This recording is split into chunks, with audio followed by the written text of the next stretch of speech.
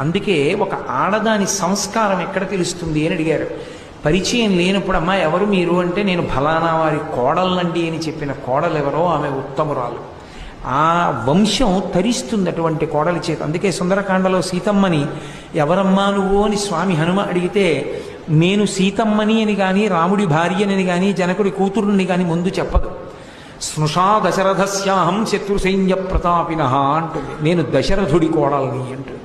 ఒక ఆడది ఏం చెప్పాలంటే మామగారి పేరు చెప్పాలి. మామగారి పేరు చెప్పి వారి కోడల్ని